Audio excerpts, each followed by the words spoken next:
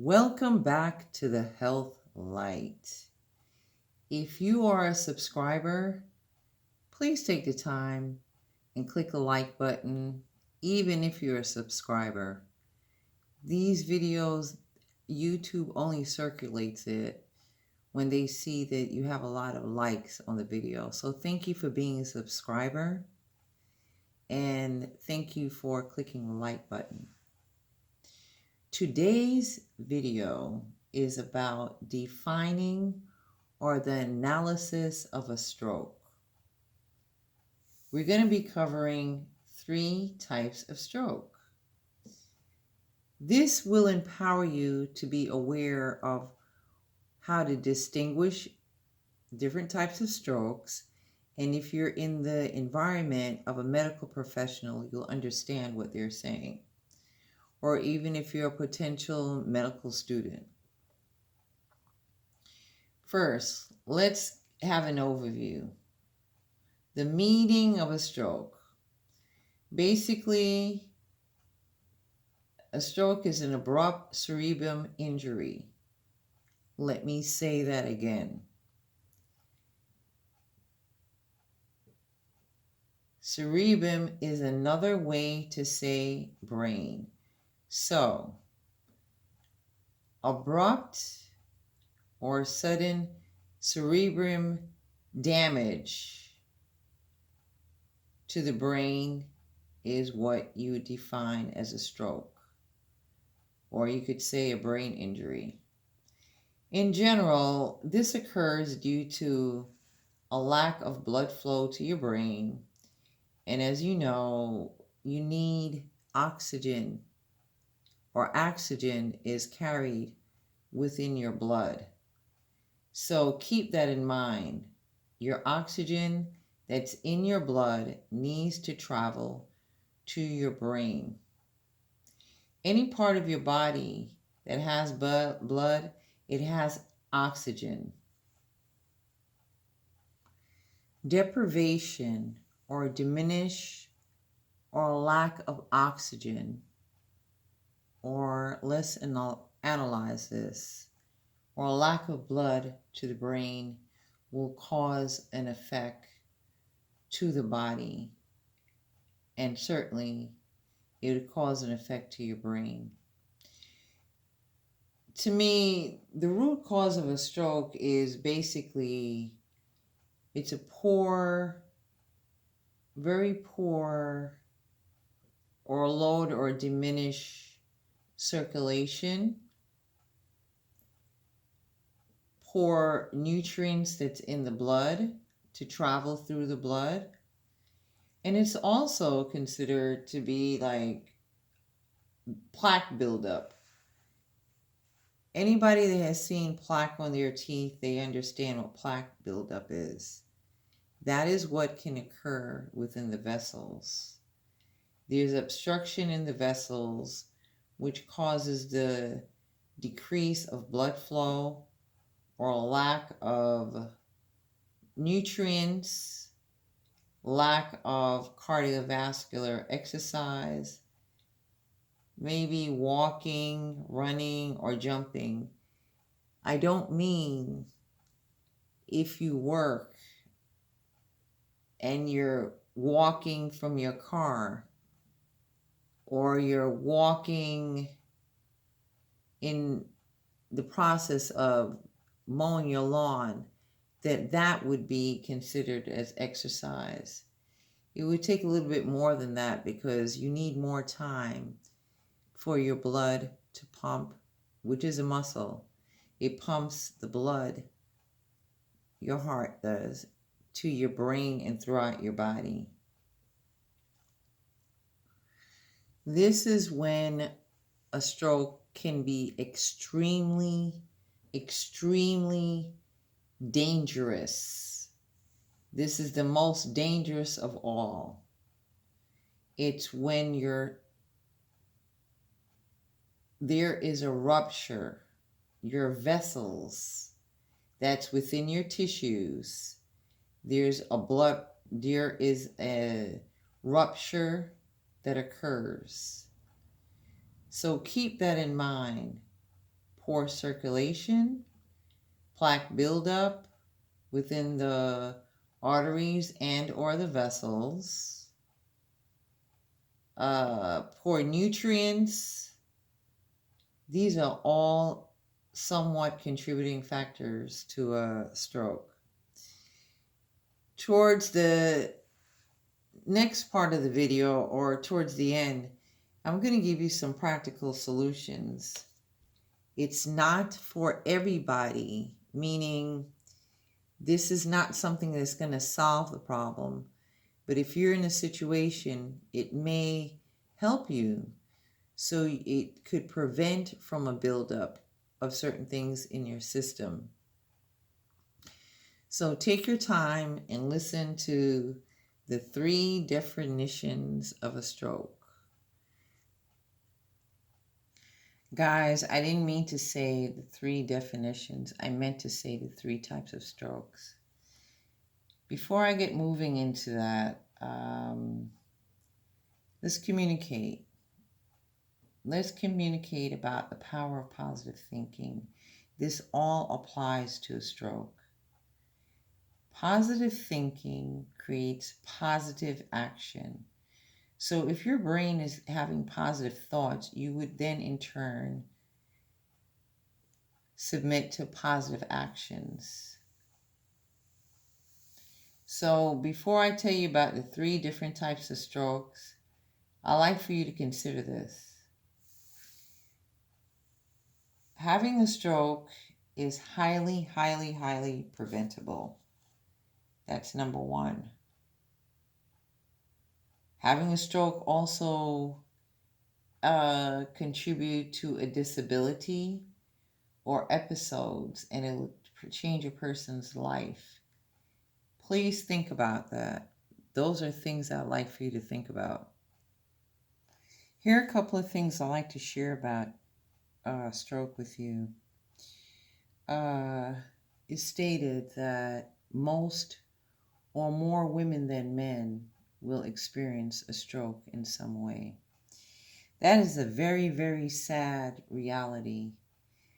Some of the statistics and the information I'm presenting to you, it comes from the American Stroke Association. It's also stated that women who are over the age of 30 and smoke and take high estrogen oral contraceptives, that they have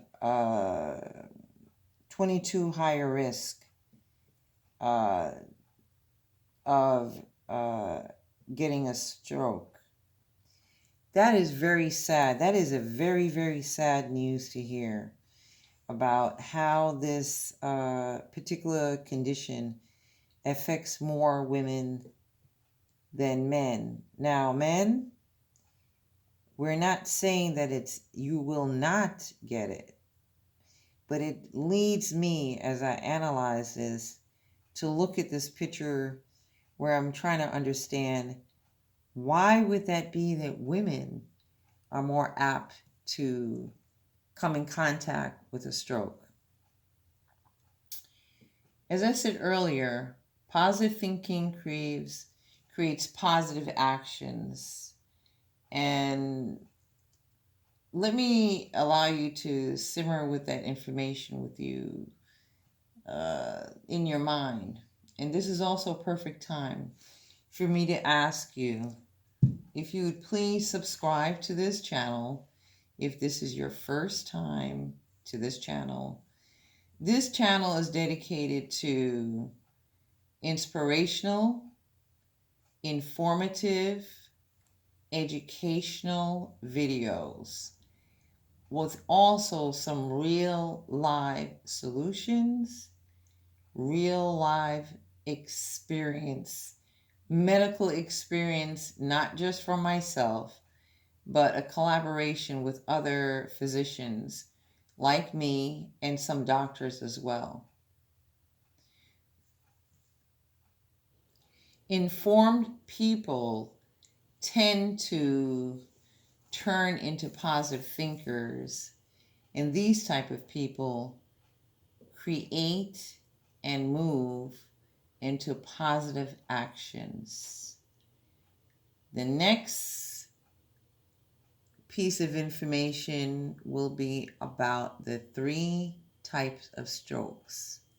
Just a minute. Let's look at the brain. This is just the surface of the brain beneath the skull. What I want you to take a look at, and I'm not going to go into extreme detail, but I will tell you this, that we are electrical human beings. You have the axon and you have the dendrites. These items pass electrical messages to one another in somewhat of an electrical way. So I'm going to point out the different parts of the brain, but let me do an overview. You have the frontal lobe. The frontal lobe is the one that's closest to your forehead. You have the occipital. That's posterior. That means it's the one that's in the back of your head. Then you have the parietal. The parietal part of your brain is what sits on the top in general. Then you have the temporal. This is basically the side of your head. It's on the both sides of your head. So take a look at the different parts of the brain. This area is the occipital. This basically has to deal with your eyes and other things, but I'm not going to go into depth. Occipital. This sitting on the top would be called your parietal part of your brain. Next, this is the frontal lobe. These are all called lobes. Frontal lobe, temporal, parietal lobe, and occipital lobe. So I'm giving you an overview of what a brain looks like, and it's typically looks like gray matter, but like I said, there's a lot of electricity that occurs in your brain, on your brain, however you want to look at it. You are an electrical human being. Here we go. The 3 types of strokes. First and foremost. First, this is not necessarily in the line of order, but you have ischemic. You have another type of stroke, which is called a hemorrhage. And you have a mini stroke. That is the most simplest way I could explain the 3 different types of a stroke. An ischemic stroke is also a cerebrovascular accident. That means that the person is experiencing a low supply of blood flow to your brain. It's lacking in vitality. That's with the blood. The blood is lacking in vitality. Therefore, it's not able to move. It's not able to move to the brain because lacking of vitality and also lacking of circulation. It could also be some sort of a obstruction in the vessels that's not causing the blood to flow to the brain. Fundamentally, this type of situation can go unnoticed. Maybe you might have noticed somebody who's speaking a little lower or who appears confused or something like that. I'm not saying that I'm going to give you a direct diagnosis. This is just bits of information for educational purposes for you to apply by your observation, or if you're with a loved one, if you're experiencing these particular situations. That's why you're at the health light, so you could get enlightened. Again, yes, I am a physician, but I cannot recommend anything specifically because everybody's got their own individual situation. So let's communicate further about the ischemic stroke. CVA, cardiovascular accident. What a way to look at that. Cardiovascular accident. Basically, it's a clotting that occurs. One might experience numbness in one side of their body. Usually this is the upper body. You might see a droop on their face, or they look somewhat semi-paralyzed or have slurred speech. Many times this is overlooked because we get to the point as a society where we start thinking because someone is aging, this is normal. So therefore, one overlooks this because they believe that these are things that is displaying because they're aging. Muscle weakness will contribute to the reason for why the upper body would have or would show some level of not the inability to move as normal. Typically, when this occurs, it's usually the same side of the face that one would see this. The same side of the face will also display maybe like a clenched fist or the weakness of movement on that side of the body. The second type of stroke is called the transient ischemic attack. TIA for short when it comes to strokes. You could also refer to this as a mini stroke, and for the purpose of this video, let's just do that. We're going to refer to this as the mini stroke so we are clear in what we're speaking about. However, both items, the ischemic stroke and the transient ischemic attack, they are dealing with a clot, a blockage of the blood. This information was derived from the American Stroke Association, and I'm going to paraphrase this a little bit. A mini stroke is when a blood clot or blockage of the artery for a short period of time. That's why we'd say transient. That refers to a short period of time. TIA, which is a mini stroke, restricts your blood supply to the tissues. That would be the tissues, the gray matter of your brain. Therefore, you have shortage of oxygen that you would need for cellular metabolism and to keep your tissues alive. It also can affect your brain. I'm speaking about the tissues as far as vessel damage or dysfunction of tissue. For example, let's say if your arteries in your neck, it's narrowed. Maybe there's plaque in there. That plaque, and it could travel from anywhere in your body, by the way.